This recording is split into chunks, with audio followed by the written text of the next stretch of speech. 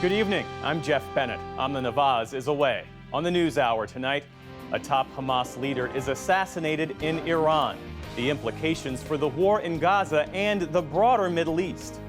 Donald Trump and Kamala Harris try to make inroads with voters in crucial swing states ahead of November's elections. And Judy Woodruff takes a closer look at whether the news media is making political polarization worse. I think a lot of people now turn to the media to be reinforced in what they believe, rather than to learn something new.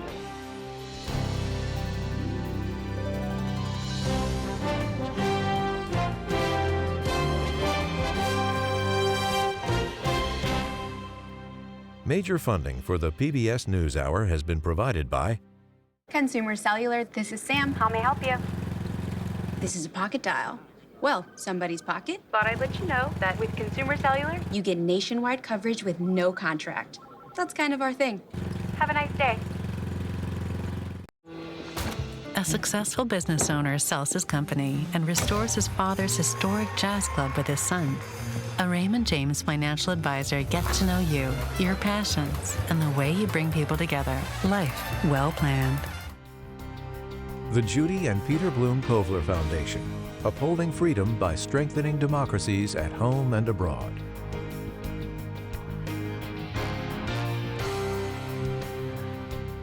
The Walton Family Foundation, working for solutions to protect water during climate change so people and nature can thrive together.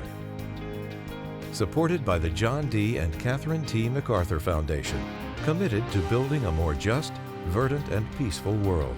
More information at macfound.org. And with the ongoing support of these institutions.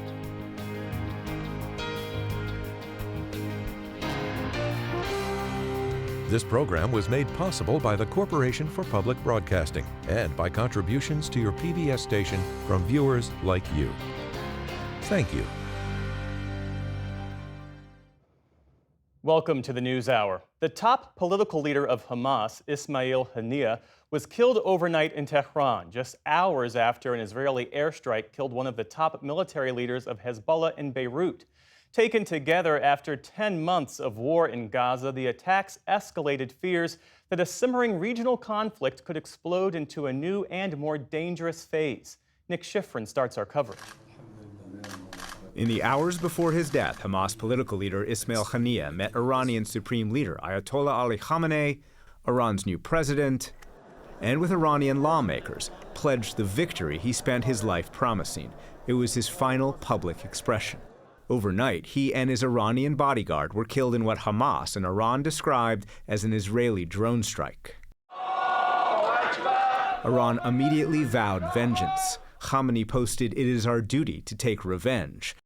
And the Islamic Revolutionary Guard Corps said Israel will, quote, face a harsh and painful response from the powerful and huge resistance front, especially Islamic Iran.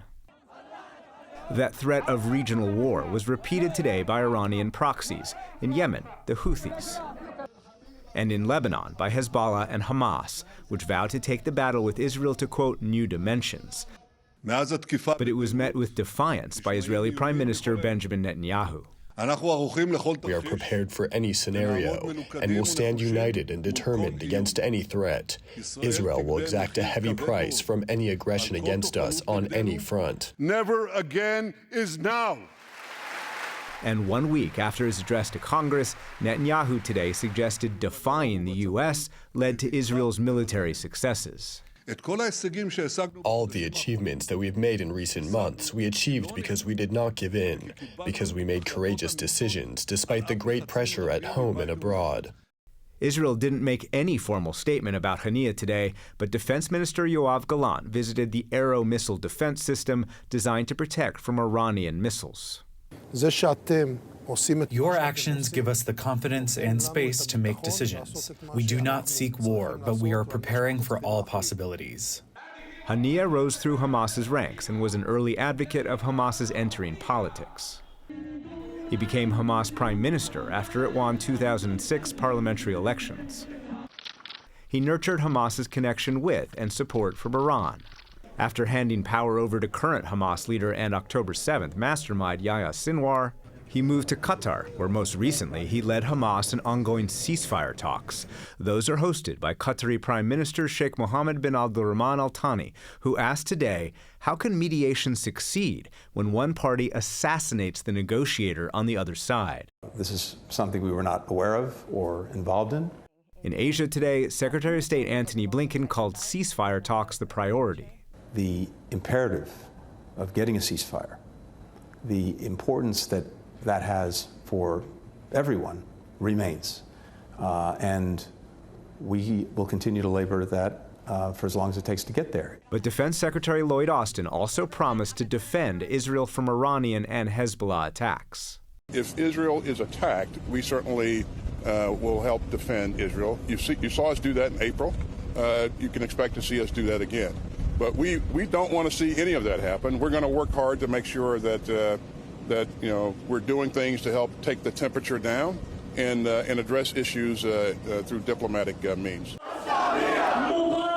But across the region, diplomats tell PBS NewsHour diplomacy feels a long way off. Hezbollah was already poised to respond to Israel's assassination also yesterday of its most senior military officer, Fuad Shukr. Hezbollah today confirmed his death and posted new photos of Shukr next to Hezbollah and Iran's most senior officials. And so the risk tonight is that a war in Gaza the U.S. was already trying to end would instead spread. For the PBS NewsHour, I'm Nick Schifrin. For more on the killing of the Hamas leader in Iran, we get two views now. Nathan Brown, professor of political science and international affairs at George Washington University, and Haneen Gadar, the Friedman Senior Fellow at the Washington Institute for Near East Policy. That's a think tank. Thank you both for being with us. Haneen, I'll start with you. A question about the timing and location, coming right after the killing of a top Hezbollah commander in Beirut, and that this happened in Tehran following the inaugural of Iran's new president. What message does this send to Iran? Good evening. Thank you for having me. This is basically the main question. What's happening now? Like, Israel could have responded with one assassination on one attack on Hezbollah after the Majd al-Shams incident. But I think the message with the assassination of Fuad Shukr in Lebanon and the assassination of Haniya in Tehran, also, at the same time, there has been some U.S. strikes in Iraq against the Shia militias, the Iran-backed Shia militias. According to the Hezbollah perspective, the Iran's perspective, what they see is a coordinated attack. Maybe it's not a coordinated attack, but this could be a message of pushing for deterrence, deterring Iran, not necessarily inviting Iran for war. I feel that today, Hezbollah and the IRGC are facing a catch-22. In the sense that they do not want to reach a full-scale war because this is not their war and this is not something that they want to go for. But at the same time, they have to respond. They have to walk a very thin line in terms of what kind of response they have to achieve. And they want to move from this episode as fast as possible because they want to avoid the full-scale war at all costs. But the assassinations of these two senior people, because Fuad Shukr is number 2 in Hezbollah, right after Hassan Nasrallah, this is a big blow. And they want to stop bleeding all these commanders. They have lost 400 militants, including high-rank commanders since October 7, and they cannot afford to continue losing them. So if it's done right, if diplomacy steps in today, if it's done right, diplomacy can actually force an agreement and a deterrence for Hezbollah rather than a full-scale war. It depends how it goes. For Hezbollah, I think they're desperate for this to stop. Nathan Brown, what impact does Haniya's killing have on Hamas? Does it degrade their ability to keep fighting in Gaza and in the occupied West Bank? I don't think it does anything with regard to their fighting ability on the ground in Gaza or in the West Bank. And the important thing to remember about Hamas is this is an organization. Haniya was extremely prominent. He will be replaced. I think what it does do is remove perhaps the figure who was most representative of Hamas, most experienced in politics, one of the most experienced people diplomatically. So it may set back diplomatic efforts a little bit. It doesn't change the logic behind the diplomacy, but it does take out one of the very, very key players in the negotiations about a ceasefire. Haneen, when Iran's supreme leader says that we have a duty to take revenge, what form might that take? What would that look like? There will be a response because Israel hit Dahieh, which is the southern suburbs in Beirut. The last time Israel hit Dahieh, it's when they killed Hamas leader Saleh al-Arouri at the beginning of this conflict. And they hit Tehran in the middle of to kill Ismail Haniyeh. It's not about the people. It's also about the location. The pressure of all these factors will push Iran and Hezbollah to respond. However, this is not their war. They both said from the very beginning in all their statements that this is the Palestinian war, it's not our war. They're there only to support. So I would imagine the response would be a little bit different from the former responses that we've seen since October 7, because Saleh al-Arouri was in charge of Iran's precision-guided missiles program.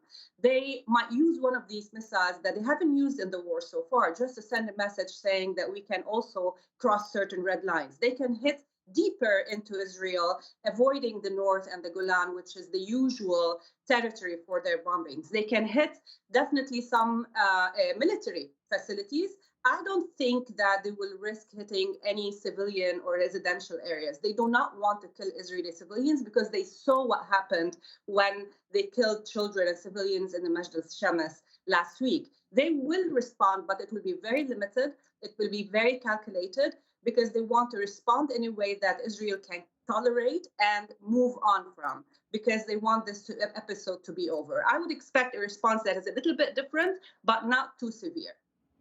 Nathan Brown, there had been some optimism from the White House that we were in the closing stages of these ceasefire talks. What happens now, and to what degree do these two killings elevate the prospects of a wider war in the region?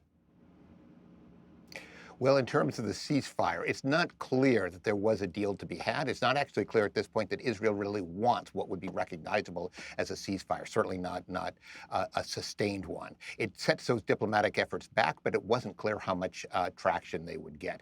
In terms of a wider conflict, I mean, I do basically agree that what you have in an odd situation in which the various actors, Israel on the one hand, Iran, Hamas, Hezbollah, really talk in very, very tough, almost existential terms about the nature of the other side being an enemy.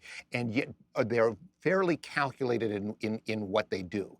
And so the risk of a regional war, of this broadening, is very, very real. But up until this point, throughout almost 10 months of war, mutual deterrence has worked to keep Israel from attacking Hezbollah in Lebanon more broadly for a full-scale war, or that kind of response. Whether that can continue or not is unclear, but I would agree that the pattern of the last 10 months is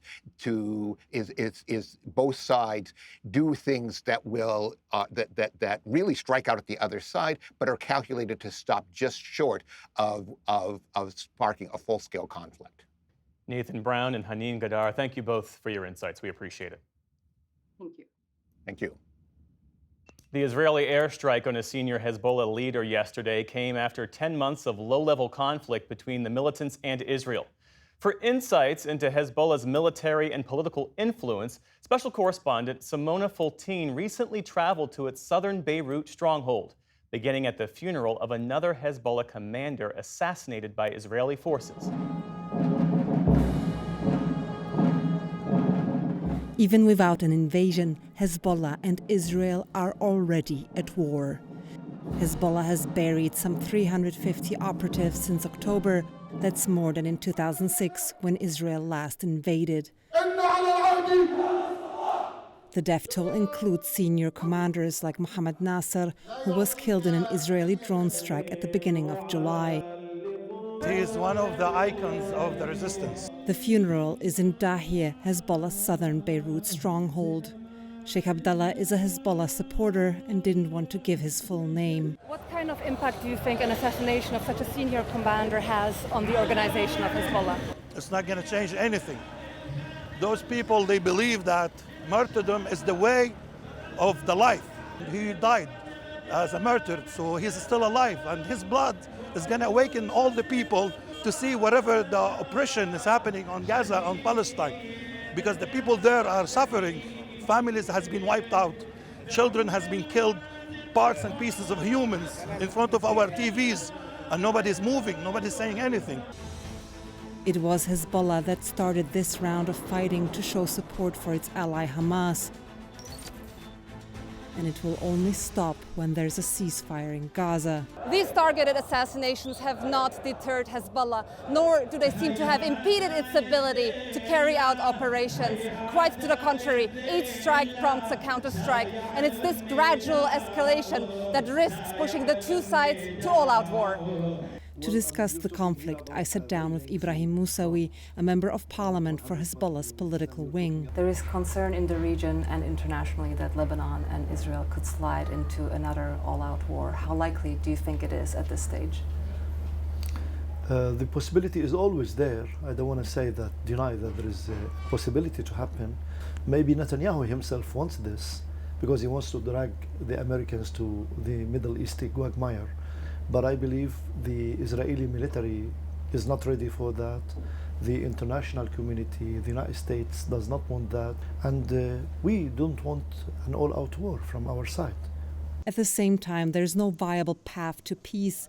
While Hezbollah insists on a ceasefire in Gaza, Israel wants a buffer zone on its northern border. President Biden's envoy Amos Hochstein has tried to bridge the divide and broker a deal as part of which Hezbollah would pull back from the border. Under what conditions would Hezbollah accept such a proposal? It's first of all, the United States is not an honest broker or mediator to suggest. The American administration is a full partner with all of the genocide that is taking place in Gaza and with all of the aggressions that are taking place in Lebanon. We still have lands occupied by the Israelis. It's the same cause, it's the same enemy, it's the same occupation and the same hostilities. The first thing that should happen, they should make a ceasefire, they should stop the Israeli killing machine, and after that, when the ceasefire is enacted, there it will be enacted here. Hezbollah knows Lebanon cannot afford all-out war. The country has been crippled by an economic and financial crisis for years, with many Lebanese already struggling to make ends meet. You're a Lebanese group. Your responsibility is primarily to the Lebanese people, and there are many Lebanese who believe that this is not Lebanon's war, that Lebanon has plenty of other problems. The majority of the Lebanese, they support what we're doing now. This is a defensive war against the Israeli aggression, as part of our land is under occupation. And when we come to defend ourselves, they want to hold us responsible and to make the calculations. If the international community addressed this properly, we wouldn't have seen any kind of resistance. A ceasefire in Gaza could provide an off-ramp, but it wouldn't address the roots of this long-running conflict. The border between Lebanon and Israel was never demarcated. Both sides lay claim to 14 disputed areas. This latest war has further deepened animosities. But we do not recognize Israel. When you say Israel, Israel is an occupying force. It is a kind of cancerous existence that has been installed into the body of the region. We will never recognize Israel as a normal entity here. We are in a war of liberation to our land. The Palestinians is in a war of liberation to their land. And this is something that will continue as long as this occupation, as long as the hostility continues. Previous attempts to mend the rifts have failed. According to a 2006 UN resolution, Hezbollah was to hand over border security to the Lebanese army, which was never implemented. Would you agree with me that Hezbollah has not complied with Resolution 1701? We believe we have complied with everything that would respect our sovereignty, that would defend our people, that would keep our land intact. Hezbollah is deeply embedded in Lebanon's south. Moussaoui says that international calls to remove its fighters are implausible. The Hezbollah fighters are the sons of the families that are living there in the villages, you see? So if it hadn't been an attack or hostility, you wouldn't have seen the sons and the fathers and the brothers coming to fight the occupation. And it's the people of the south who are once again bearing the brunt. All along the border, villages have been laid to waste. Now, some observers are saying that once there is a ceasefire in Gaza, Israel will have sufficient capacity to then turn its attention to Lebanon. So what will be Hezbollah's response if the strikes on Lebanon continue? In Arabic, ahla wa sahla, ya marhab, ahla wa sahla. They are welcome and they can try it. We are ready more than enough to deal them devastating blows, they are not going to be able to destroy or do anything to us without having a reprisal and a retaliation that is not equal. It could be above also. Neither side may want all-out war, but that's where the path could lead if a political solution remains elusive. For the PBS NewsHour, I'm Simona Faltin in Beirut.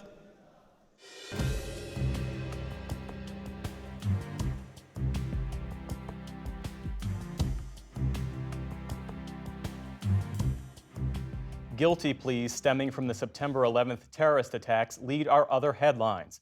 Defense Department officials say Khalid Sheikh Mohammed and two of his accomplices have agreed to plead guilty to charges related to the deaths of nearly 3,000 people.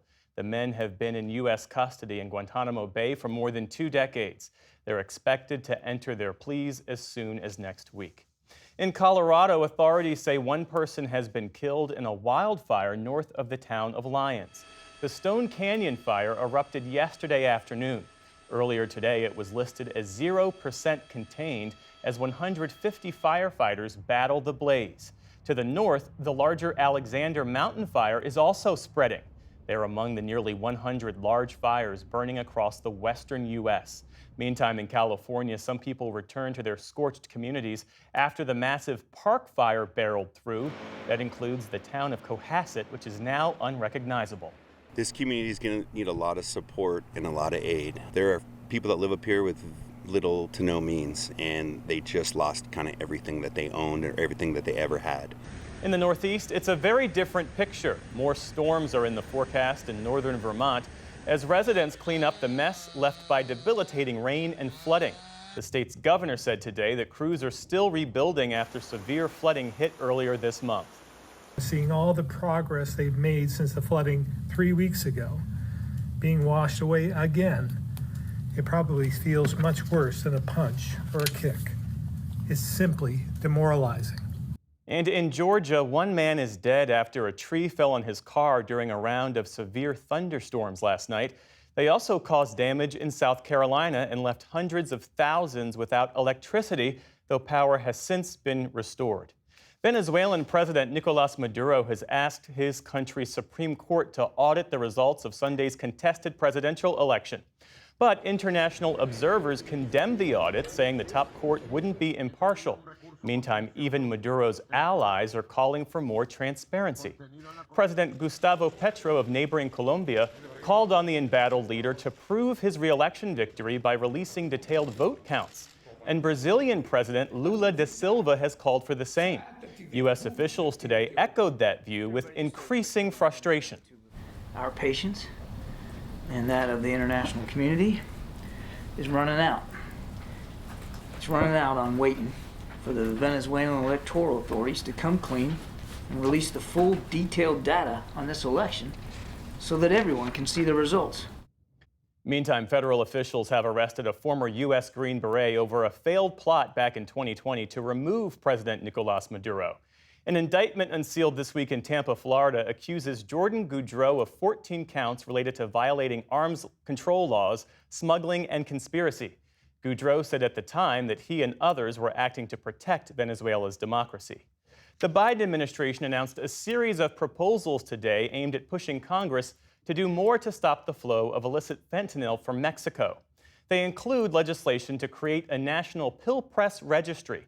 That's to track machines that could make the pills, classifying fentanyl as a Schedule I drug, which would increase penalties for traffickers, and tightening rules on small packages coming into the U.S.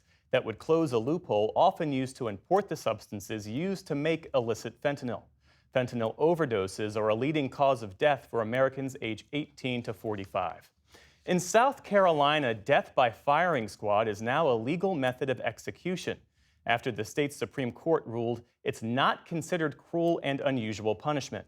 The ruling allows inmates to choose between that and the electric chair as alternatives to lethal injection. South Carolina has executed 43 inmates since 1976, when the death penalty was legalized under federal law. But the state hasn't carried out an execution since 2011, and the state's supplies of drugs for lethal injection have expired. 32 inmates are currently on South Carolina's death row. The Federal Reserve held steady on interest rates today, as expected, but noted that there has been further progress on tackling inflation. The central bank added that if prices continue to cool, an interest rate cut, quote, could be on the table at its September meeting. But Chair Jerome Powell noted that nothing is guaranteed. Certainty is not a word that we have in our business. We get a lot of data between now and September, and it isn't going to be one data read or even two. It's going to be the totality of the data, all of the data, and not just it, and then how is that affecting the outlook and how is it affecting the balance of risks? That's going to be the assessment that we do.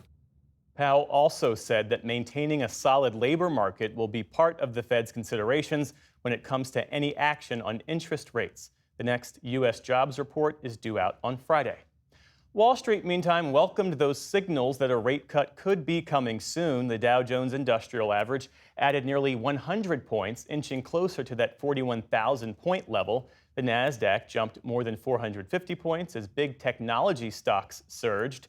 And the S&P 500 enjoyed its best day in 5 months. Still to come on the NewsHour, how the news Americans consume is contributing to political divides, and the latest on the athletes going for the gold at the Paris Olympics.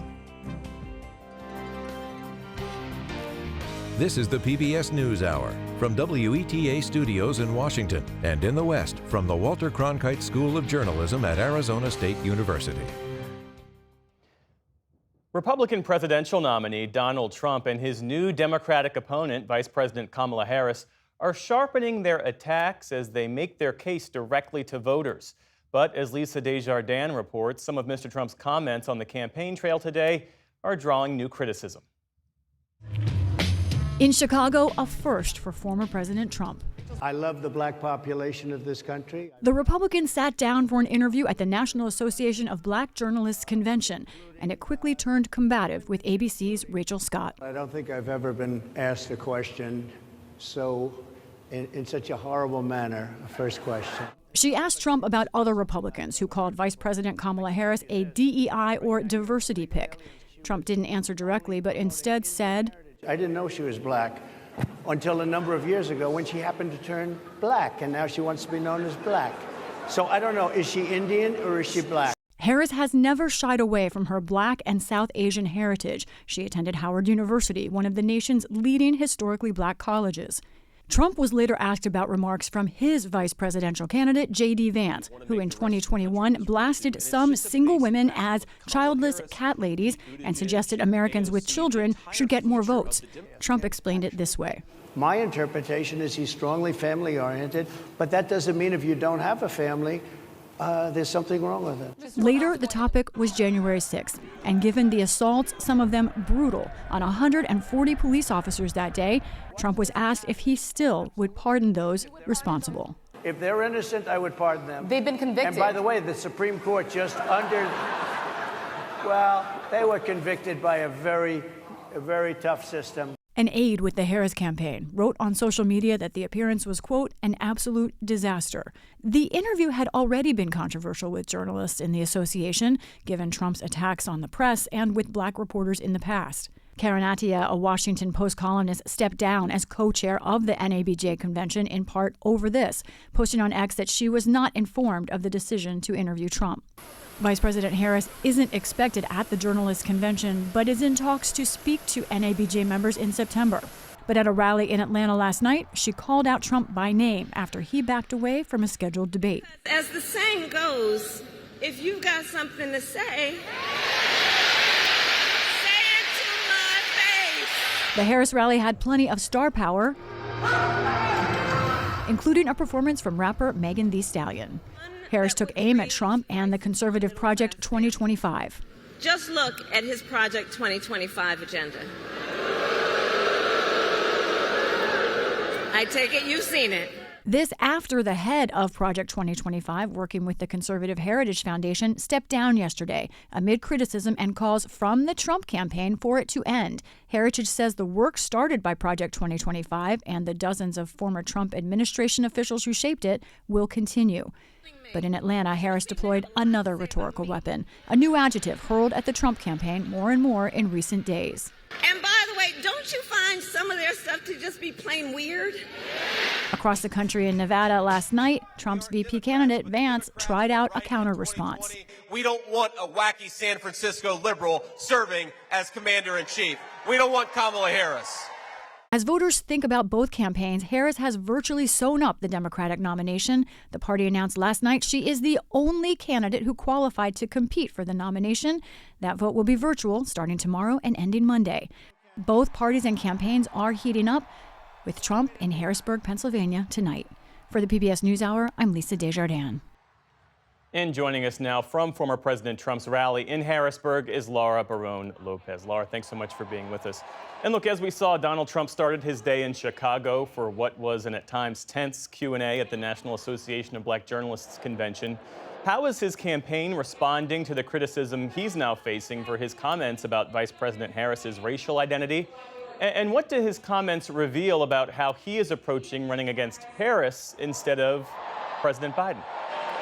Jeff, former President Donald Trump, as well as his campaign, are defending themselves and the way he is going after Kamala Harris, despite the fact that some Republicans in his party think that they should refrain from talking about her race and refrain from attacks calling her a DEI hire. But largely, Jeff, Trump's campaign has not changed its strategy when it comes to its attacks on Kamala Harris. They are using a lot of the same attacks that they used on President Joe Biden, namely attacking her on her immigration record as well as on inflation. One big difference, though, is that Donald Trump is trying to define Kamala Harris as being much more to the left of Joe Biden on issues like climate and guns. But I talked to two Republican sources today, Jeff. One who is close to Trump world, who said that he believes that the campaign is still struggling to figure out how to undercut the momentum that Kamala Harris has right now. And another GOP strategist in a swing state told me that they think that the campaign has not found their footing against Harris, and that strategist admitted that it really feels like Obama-level enthusiasm for Harris right now. Well, this is Donald Trump's first rally back in Pennsylvania after that assassination attempt. You've been talking to his supporters today. What have they told you? Multiple voters that I spoke to here, Jeff, said that they wanted to be here because of the fact that it was his first rally here since the assassination attempt. And like a number of Trump allies and some Republican lawmakers, the voters that I spoke to here echoed conspiracy theories about the assassination attempt, including two voters that I spoke to from nearby Pennsylvania counties. It was all rigged. I can't understand how the Secret Service left all that evidence slide by them. Rigged by whom? I think it was rigged by the Democrats. I really firmly believe, I'm not a conspiracy person at all, but I believe the Secret Service is covering up a lot of stuff, and I think somebody should come and pay the price. We heard a lot of that from voters here, Jeff. We also heard voters also told me that they believed the lie from Donald Trump that 2024, in addition to 2020, is going to be a rigged election. And when it comes to the policy issues, a number of them said that border security, immigration, as well as the economy are their main issues. And when I asked them about Vice President Kamala Harris becoming the likely Democratic nominee, they said that they didn't think Harris would be harder for Donald Trump to beat than Joe Biden, and they weren't necessarily concerned about her becoming the Democratic nominee. Laura, what about Donald Trump's running mate, J.D. Vance? How were his supporters, at least those folks in Pennsylvania and Harrisburg that you spoke to today, how are they responding to that? Well, despite the fact that J.D. Vance has been criticized lately and Democrats have been attacking him specifically about his comments about the government being run by childless women and questioning whether people who don't have children actually have a stake in the future of the country. A lot of the voters here either said that they didn't know much about J.D. Vance, that the jury was still out, and others said that they were, like this voter from New York, said that they were looking to trust Donald Trump on his pick. I didn't know too much about J.D. Vance. I'm doing my research. I don't take anybody for face value anymore. There's a lot of rhinos out there, and I'm just hoping that President Trump, is working from a higher place and he picked the best man for the job. And like I said, the verdict's still out as far as I'm concerned. So a lot of the voters here didn't necessarily think that J.D. Vance was a drag on the ticket, but that GOP source that I spoke to earlier, Jeff, did say, and other Republican sources that I've talked to, think that J.D. Vance could ultimately harm Donald Trump. Meantime, Laura, Donald Trump is trying to distance himself from Project 2025. This is this blueprint for a second Trump term. The architect of that proposal, a guy named Paul Dance, he was reportedly pushed out of the Conservative Heritage Foundation by the Trump team. Bring us up to speed and give us a reality check here. Donald Trump's campaign yesterday, Jeff, said that claimed again that they have nothing to do with Project 2025, and they said that Project 2025's demise would be, quote, greatly welcomed. But Project 2025 isn't going anywhere, Jeff. And Heritage Foundation Kevin Roberts issued a statement saying that, quote, Project 2025 was built for any future administration to use. Project 2025 will continue our efforts to build a personnel apparatus for policymakers of all levels, federal, state, and local. And that last part there is key, Jeff, because a lot of the leaders that were in charge of crafting Project 2025, including Paul Dance, said over and over again that this blueprint was created so that way conservative warriors could then be ready to enter into a second Trump administration. And a lot of the people that authored Project 2025 worked in Donald Trump's administration, Jeff. Laura Barone Lopez covering a Trump rally in Harrisburg, Pennsylvania tonight. Laura, thanks so much. Thank you.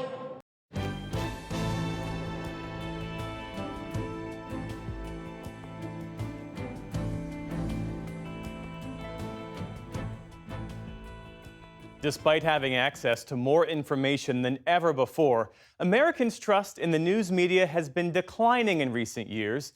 And nearly 3/4 of Americans say the news media is making political polarization worse. Judy Woodruff investigates as part of her ongoing series, America at a Crossroads. Step back and think about that. So I listen to Fox News. I listen to Newsmax. I will go to CNN to see what they're saying. Jerry Levasseur is a Republican committeewoman in Haverhill, Massachusetts. Do we want to do heavy traffic time, like 4 to 7 again? Or do you, okay. On a hot evening this July, she and a handful of fellow Republicans were working on their plans to show support for former President Trump, while Fox News played in the background. To enforce their vision for America, but it's not based off meritocracy. It's based off racism, quite frankly, and it's based off neo-Marxism. I think that President Trump gets not that Fox is pro-Trump, but I think he gets a better interpretation of his values and what he stands for from Fox. MSNBC is much more likely to insult Republicans as opposed to insulting a Democrat. The Supreme Court is a clear and present danger to their entire political agenda. Across town, Demet Haksever, who immigrated to the United States from Turkey in 1975, is watching MSNBC. In the morning, I start watching MSNBC, Morning Joe, CNN, sometimes PBS, other sources, BBC. And at night, I tune in to MSNBC. Haksever is a retired economist who's now involved with Indivisible, a grassroots political group dedicated to opposing the Republican Party. And why do you prefer MSNBC, do you think?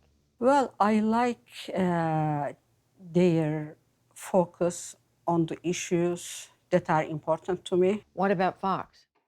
Oh, Fox? No, I gave up on Fox a long time ago.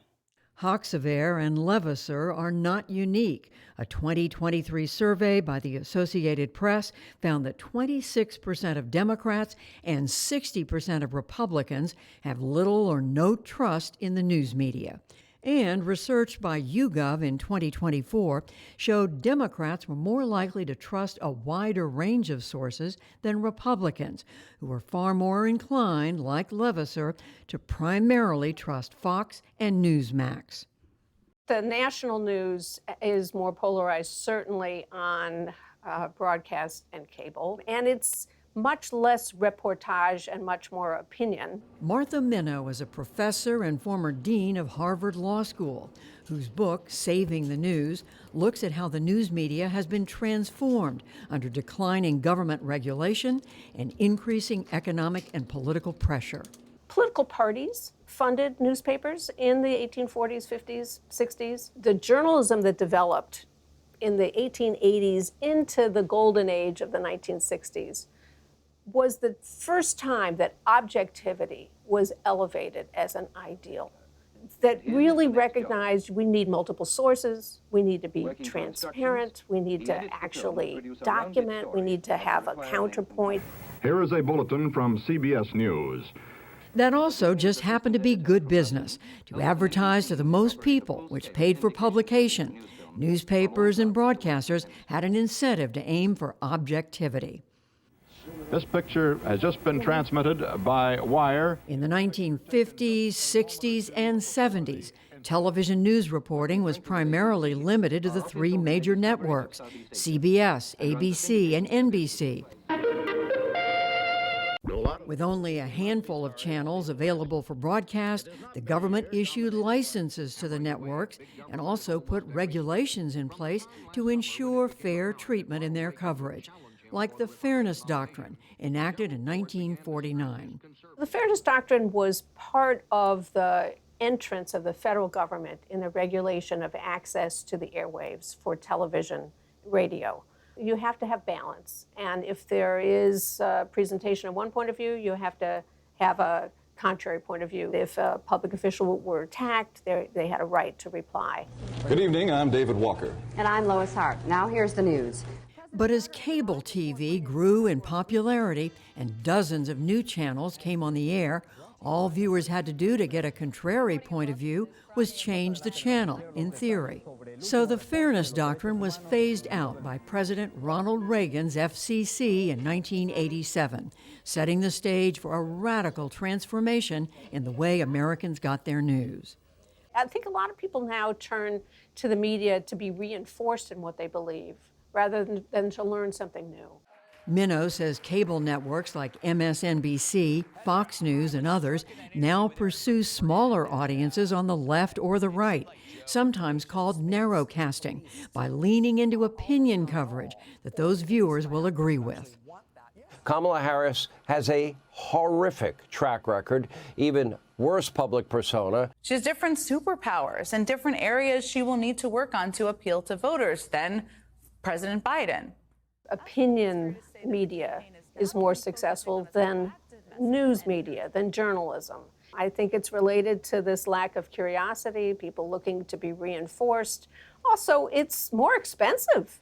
You know this. It's more expensive to actually interview people, to look at documents, to actually explore without knowing ahead of time what is your story. Being able to convert a story into something that's very simple, digestible, and maybe even outraging is more successful. It attracts attention. It's what people talk about. Breaking just now, an illegal immigrant from Ecuador arrested, apprehended, under arrest, suspected of sexually assaulting, as you said, a teenage girl in a New York City park. Recently, there was a 13-year-old girl in New York that's been raped by an illegal that's crossed into this country. He tied up the little boy that was with her, gagged them, and nothing comes out of the White House about how horrible this is. According to a new analysis from NBC News, quote, despite several horrifying high-profile incidents, there is no evidence of a migrant-driven crime wave in the United States. In fact, they are just cherry-picking terrible crimes by immigrants, but they don't mention ever the positive contributions of the immigrants to our communities, to this country. But is partisan news media, in fact, creating more division in the country? Or are partisan viewers now finding their way to more friendly outlets? So I've been focused on polarization almost my whole career. Professor Matt Lewandowski is a political scientist at the University of Pennsylvania. His research shows that watching certain channels does have an impact on viewers' political opinions. We showed people the kind of Fox coverage, the MSNBC coverage, or kind of a mainstream news coverage. And what we found was that people tended to move in the direction of the source, right? Especially if it was a source that was congenial to them. How do you see the role of the news media and any bias or slant in the news media in affecting the way most people think about issues? Well, there's certainly an effect. I think people who are actively involved in politics tend to be quite polarized, but the country as a whole still has room to come together, find common ground. But the factor working against that is that politicians often have an incentive to divide people. Lewandowski says both the news media and political leaders, who are often recruited from the political extremes during primaries, have played a role in deepening our divisions. Venezuela is releasing thousands of people, criminals, gang members, drug dealers, the worst. They are trying to control women's bodies quite explicitly. So if you look at studies about the kinds of people that run for Congress, they're increasingly being drawn from people who are more on the extremes rather than the middle, because the people who are in the middle sort of look out at Congress and they say, where am I going to fit in? So it's pushing people and kind of stretching them out a little bit more towards the extremes. Well, the thing is, early voting starts in September. Jerry Levasseur has felt the impact of this growing polarization in her own community and even her own family. I do have a brother who is very liberal, so we just don't talk politics at all, ever. And what about where they get their news? They would never watch Fox or Newsmax, or it's MSNBC. Right, this is how we make it in Turkey, actually. But 10 minutes down the road, Demet Aksever sees an even greater threat in the coverage coming from Fox, especially its promotion of conspiracy theories about the 2020 presidential election. This information, they spread it about the validity of the election results 2020 that poses a great risk to our democracy. I come from Turkey, and we lost our democracy because of the same divisions. What happens to a democracy in a situation like that? Well, democracy dies in that case. Harvard's Martha Minow says there is no easy solution to this problem. More nonprofit media funding local journalism and fighting disinformation could all help. But she remains deeply concerned about how these divisions are affecting our communities. The lack of a shared reality is a crisis in America right now. And you can see this depending on what your preferences are. You flip channels or whatever. You see it's different topics, and when it's the same topic, there has no relationship. And if you don't share a reality, and indeed you think that people next to you are out to get you, it's not just democracy that's at risk. It's peaceful coexistence. In an upcoming installment of America at a Crossroads, we'll look at how the internet and social media have only accelerated this concerning trend. For the PBS NewsHour, I'm Judy Woodruff in Haverhill, Massachusetts.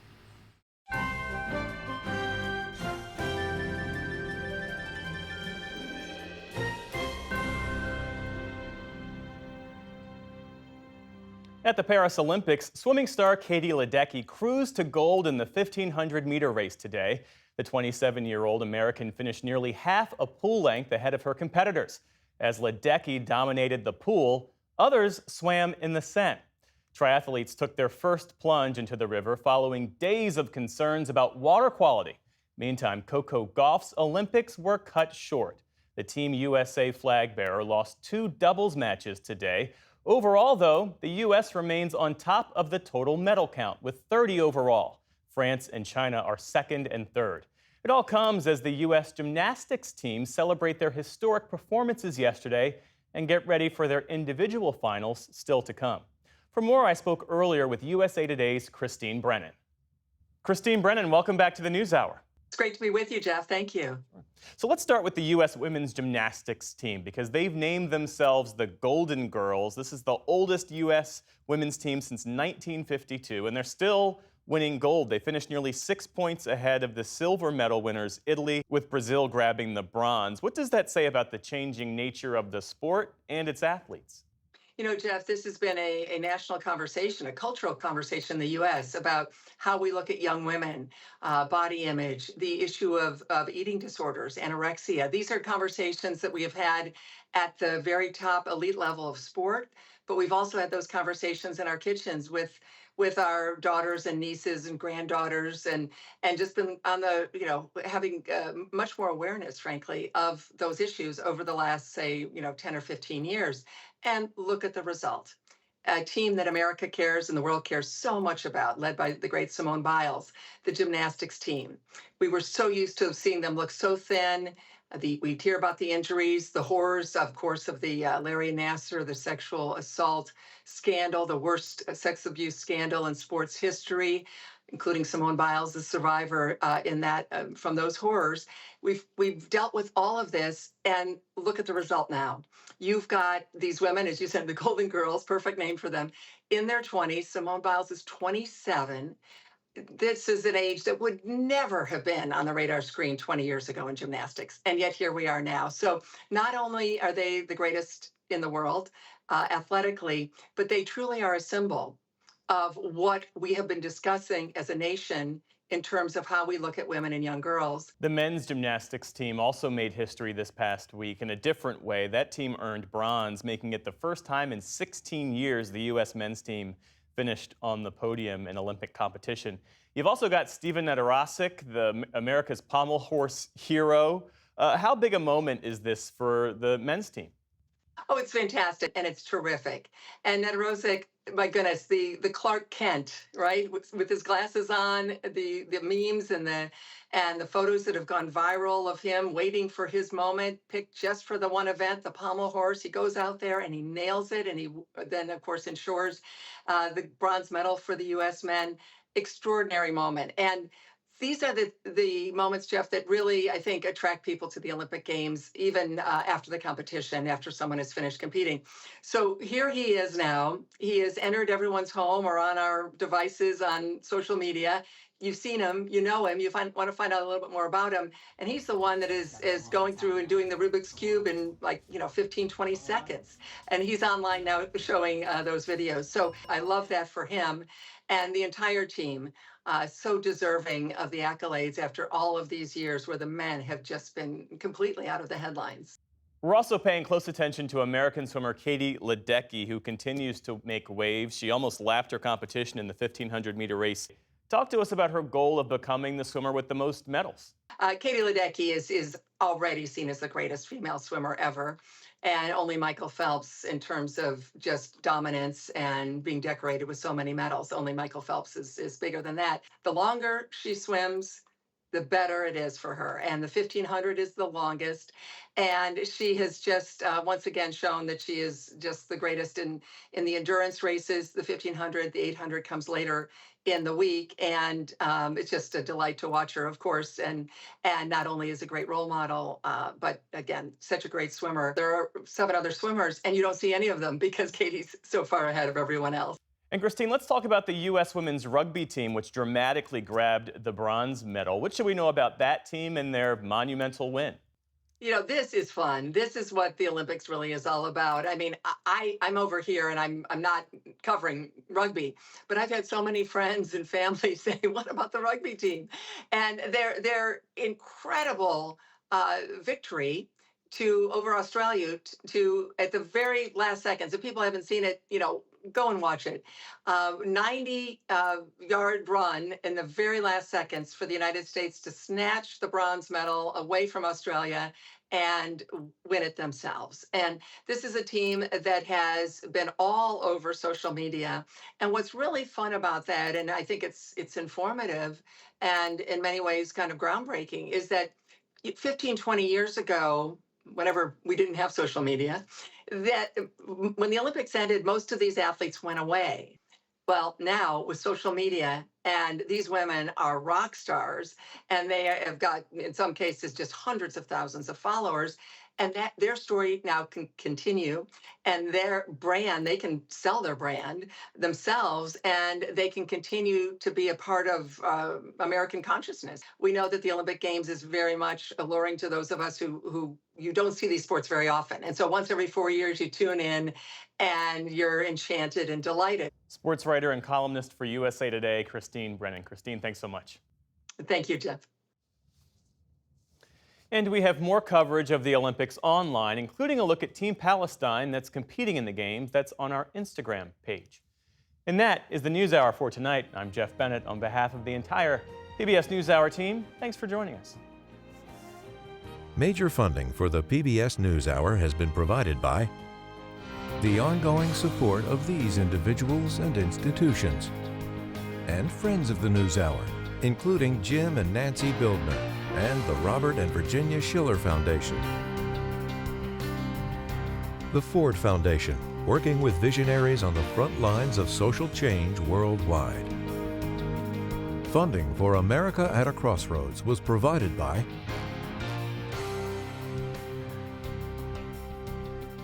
and with the ongoing support of these individuals and institutions.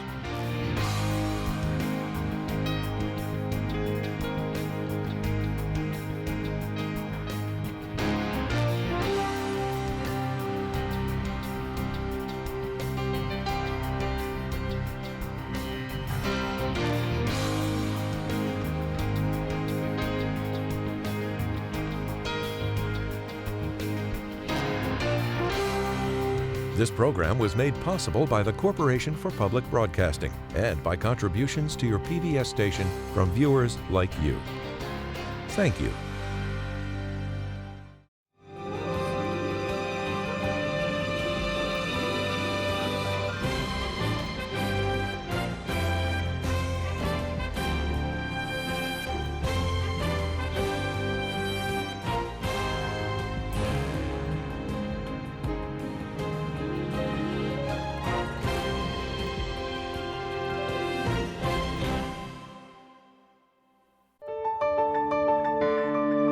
You're watching PBS.